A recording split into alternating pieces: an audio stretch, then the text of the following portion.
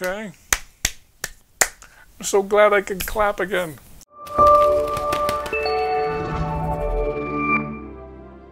Welcome to Gospel Tangents, the best source for Mormon history, science, and theology. I'm Rick Bennett. Is the Book of Mormon a literal history or complete fiction? We're going to tackle that issue with Jonathan Neville. And he says that evidence of composition is also evidence of translation. What does that mean exactly? Jonathan's going to explain. Check out our conversation. What you're leading into, though, is a really important point. Maybe this is the last one we have time for.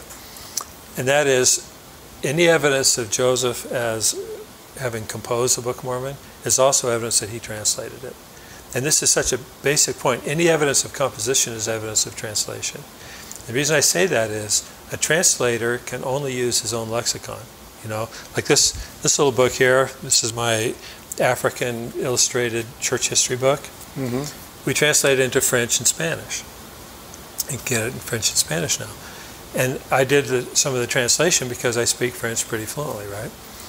But I only could use terms and syntax that I knew already from my ability to speak French. So Joseph Smith, one of the debates on is, did Joseph Smith translate the Book of Mormon, or was it given to him on a stone in a hat, right? Which I completely reject the stone in the hat. I have a long explanation for wow. 100%. I think all he did was, when he was in Fayette, everybody was so adamant about understanding the translation that he did a demonstration for him. And Gurley even talked about this later, but Gurley interviewed David Whitmer and some of the other people that were there, and he said, it's clear Joseph had a seer stone, and he had the Urim and Thummim, but he never showed the Urim and Thummim to anybody except maybe Oliver Cowdery, who had the ability to translate. But he used the seer stone to satisfy what he called the awful curiosity of his supporters. And that makes so much sense to me. David Whitmer said, in one account, he said there was a big table, everybody sat around the table, Joseph had 3 scribes, and they took turns when they got tired. Joseph put a stone in the hat and read the words out. That was the basis for all the stone in the hat testimony. And so when I looked at that, I said, well, that's clear to me anyway. It looked like a demonstration. And I pointed out that we don't even have a chain of custody for whatever he dictated, that it's in the book. He could have been dictating, you know, Dick and Jane or something. And nobody there wrote down what he was actually dictating. Nobody said, well, I was there when he dictated 1 Nephi chapter 5. Nobody said anything like that. So we have no, thinking of it from a lawyer's standpoint, right? There's no chain of custody. We have no idea what he dictated on that occasion, other than that people said he was dictating the Book of Mormon somehow. And so I did an analysis of the original manuscript. We know that 1 Nephi through Words of Mormon was done in Fayette because right in 1 Nephi it was in the handwriting of Christian and John Whitmer, and they were never in harmony. But they wrote several pages at a time. They weren't just stopping when they got tired during this demonstration session. And plus, David Whitmer said Emma was one of the scribes. And Emma wasn't there for 1 Nephi. So 2 Nephi, we don't have that manuscript. It was all lost and destroyed. But if Emma was one of the scribes, it makes sense because she came later. She came after Joseph and Oliver did. So then she would have been part of this demonstration. I thought Emma was part of the lost 116 pages. Yeah, that was down in Harmony, though. That was a long time ago. Okay. David Whitmer was never involved with that. Okay. But David Whitmer and the guy who set the type, whose name, not Gilbert, but the guy who worked for him anyway, they both said that Emma was one of the scribes. I think Emma wrote the Book of Mosiah, but that's another digression. But the Mosiah that we have, or the Mosiah that was lost? The Mosiah that we have. Okay.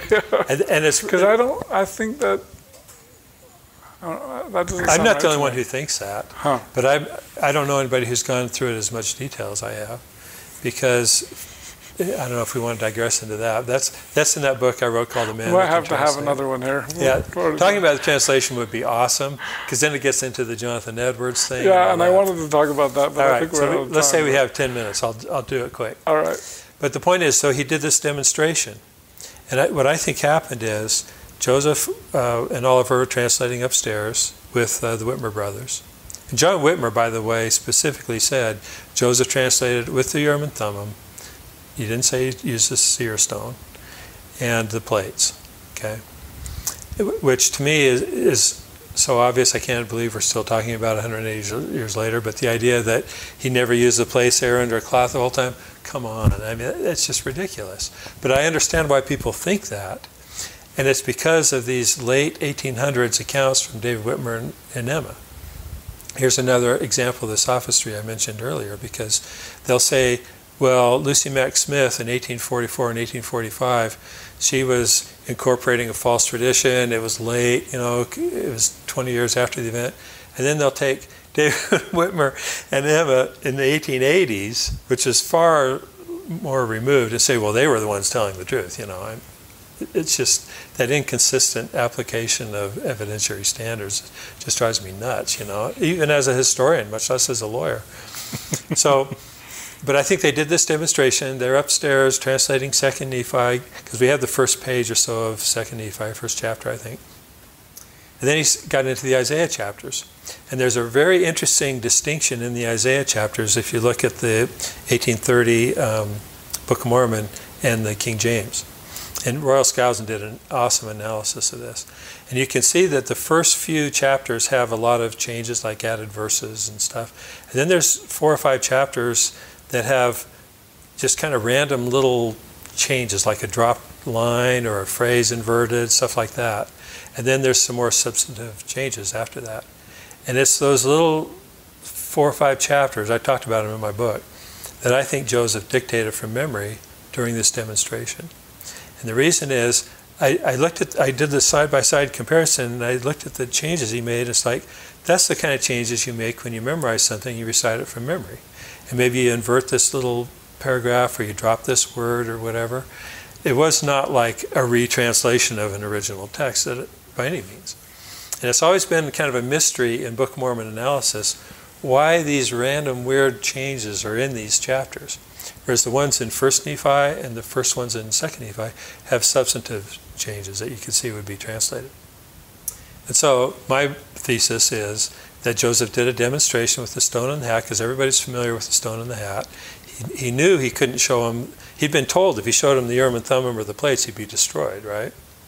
And he emphasized that. I think the reason he emphasized that is to explain this whole process. Okay, he didn't have to tell anybody that the Lord told him he'd be destroyed if he didn't show it. He just would not show it. But instead, he not only didn't show it, but he emphasized he'd be destroyed if he did, right? And there was a good reason for him to do that. But we don't know if I have time to get into it. But so I think he did this demonstration. Everybody inferred that they observed the translation. They just assumed it. Nobody looked in the seer stone. They all admitted nobody looked in the seer stone to see what was written on there. And Joseph let him go. They were satisfied. Then he went up and finished the translation with Oliver and John Whitmer, the actual translation. So then, by 1834, Mormonism Unveiled gets published. And in there, they ridicule the whole idea of the stone and the hat. Because they said, and first of all, they distinguished between the stone and the hat and the Urim and Thummim. They said some people said a stone and hat, other people said Urim and Thummim. So this idea that when Joseph said Urim and Thummim, he meant the stone and the hat, is just a delusion. It's an imaginary concoction that so-and-so, I almost said his name, came up with when he wrote a book about this, because right in Mormonism Unveiled in 1834, they made a clear distinction. The two were not the same, and there were 2 different accounts. The reason Mormonism Unveiled ridiculed it was they said, if Joseph used the stone and the hat or the Urim and Thummim, then the testimony of the witnesses is pointless, because he didn't use the plates anyway. So what good were the plates if he wasn't using them? And that's a valid criticism even today of this whole stone and the hat thing. The whole point of the book Mormonism Unveiled is what was behind the veil, because everybody knew Joseph was translating from behind a curtain. And their thesis was that behind the veil was the Solomon Spalding manuscript. Joseph and Oliver said, no, it was the plates. But it was always behind a curtain. And that's why when you read what David Whitmer and Emma said, we always read the little quotation out of their statement saying that he put a stone in a hat, right? But if you read those accounts in context, it was after they were refuting the Spalding theory. And the only way they could legitimately refute the Spalding theory is to say, we were there, we saw it, he had nothing to read from, etc., right? That's why when Oliver Cowdery, when he rejoined the church, he was aware of all this stuff, you know. And all he said was, look, Joseph Smith translated with the Urim and Thummim, the Nephite interpreters, translated the plates. Spalding didn't write it, Sidney Rigdon didn't write it. But everybody forgot that when he made that statement, he had that stupid seer stone right in his pocket. And he didn't bring it out and say he'd use this. He said just the opposite. He said he used the Urim and Thummim and the plates. Later he gave that seer stone to, I guess, David Whitmer. Or his wife gave it to him, something like that, after Oliver died. And so one of the famous statements is that Joseph gave him the seer stone when they finished the translation and said he didn't need it anymore. He didn't need it anymore because he didn't need to do any more demonstrations. That's how I interpret it. Anyway, I could go on and on this, but this all comes back to Joseph as a translator. And when we read the Book of Mormon, we have to read it as Joseph Smith's translation. And if Brigham Young even said in the late 1800s that if the Book of Mormon was retranslated today, it would read much differently than it does now. Mm-hmm. Because it was in a different culture, time, the translator would have a different worldviews, let's say. So everything in the Book of Mormon other than the title page, Joseph said the title page was a literal translation, but he never said that about the rest of it. So, and he could have, but he never did. So I read that, and that's how I got into the Jonathan Edwards stuff. Because I know Royal Skousen and Stan Carmack talk about this early modern English idea. And when I read their stuff, there was just a new one in the Interpreter the other day. And I read it, I'm like, come on, guys, this is preposterous. They're comparing the Book of Mormon, which was a dictated manuscript, to published materials. And even the typesetter of the Book of Mormon wanted to edit it, right? He wanted to change it because he knew it was ungrammatical. There's not a single manuscript that I've seen that Skousen and Carmack have cited that was a verbatim dictated manuscript. Everything they're comparing to was edited. So we have no idea how people in Joseph Smith's day were actually speaking, except for the one example, well, there's actually more than one, the one example of a verbatim recording of a dictated manuscript is the Book of Mormon. That's how people were speaking. And the other ones are the early revelations in the Doctrine and Covenants. It's the same syntax that Carmack and Skousen say was early modern English is also in those early revelations. They were later changed. And so all that analysis boils down to, I think Joseph Smith translated the Book of Mormon. And I'm a heretic for saying that in some places. But related to that is I was interested in the non-biblical language. Because certainly there was the pseudo books, the Late War of 1812 and the First Book of Napoleon, those other ones that have similar lines to the Book of Mormon. You know, you've probably seen all that. And I think, well, obviously Joseph had read the Late War. I mean, it was about the War of 1812. It'd be like someone today not knowing about the Twin Towers and 9/11. Only it was even more proximate to Joseph than that was. So I think obviously he read that book. It was part of his syntax and his culture. Boy, you're contradicting Brian Hales big there. I know. I think Brian Hales, I can't figure out Brian Hales, frankly. I'd love to have a discussion with him, but what he writes, I've read his stuff, and it doesn't make any sense to me. I can't even imagine where he's coming from, except he believes the stone in the hat stuff, as near as I can tell. Yeah. And he fights this naturalistic idea. But like I said before, he just omits. So you think Joseph read a lot of books? Oh yeah, totally. So he read Jonathan Edwards? Yes, and think about it this way. First of all, he got his leg, or not amputated, but surgically repaired. He was laid up for 3 years. What's a kid going to do for 3 years? He was on crutches even 3 years later when they went to Palmyra. He's still on crutches. So he said his mother had to carry him around, right? So what's he going to do all day long? He can't do the farm work. He can't help in the kitchen. What's he going to do other than read? He couldn't compose a well-written letter, according to Emma. That was Emma. And that is demonstrably ridiculous when she said that. Because we have a letter that he wrote to Oliver Cowdery shortly after they finished the Book of Mormon. And it's very articulate and well composed. Emma, see, this whole thing that Joseph was ignorant, couldn't compose a letter and all that, that was all in response to the Spalding problem. Because, and you'll see, if you reread her stuff in context, you'll see she was trying to defeat the Spalding. Because even, I think it was in 1840 42 or 44, there were 5 anti-Mormon books published in the East Coast, all promoting the Spalding theory. That was by far the predominant explanation for the Book of Mormon. Missionaries would go out and they say, oh, that's a Spalding manuscript, because that's what everybody believed. That's why even in 1848, when Oliver Cowdery rejoined the church, he made a point of saying Spalding didn't write that, because that was the prevailing explanation for it.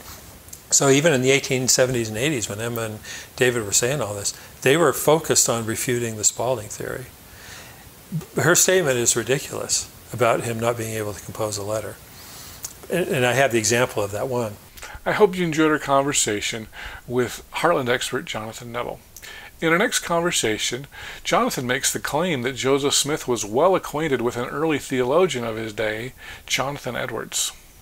Joseph in his own history said he had an intimate acquaintance with those of different denominations. And yet he also said he never talked to the ministers. So what was he talking about? What intimate acquaintance would he have if it wasn't the writings of these Christians in different denominations? So, I mean, you're right, this could be a whole other interview.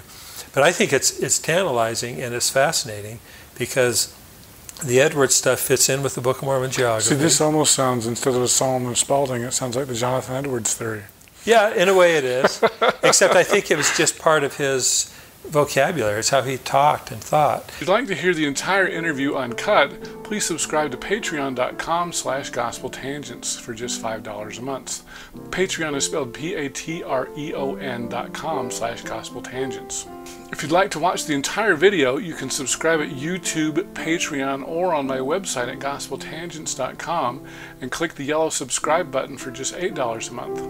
PDF transcripts are just $10 a month, and you can get those on patreon.com/GospelTangents or on my website. I'll send those to you as soon as I've finished completing it. If you'd like to get a paperback and PDF, just subscribe for $20 a month at either Patreon or on my website. Individual paperbacks are available at Amazon.com. Just do a search for Gospel Tangents interview, and you can find all of our past interviews there. Show your Gospel Tangents pride by purchasing a t-shirt on our website at gospeltangents.com/shop. Subscribe on Apple Podcasts at tinyurl.com/gospeltangents. You can get our latest updates by friending me at Facebook, or you can also follow our page at facebook.com/gospeltangents. Become an insider and you can see the newest videos. Follow us on Twitter at GospelTangents. Click here to subscribe, here for a transcript, and over here we've got some of our great videos. Thanks again.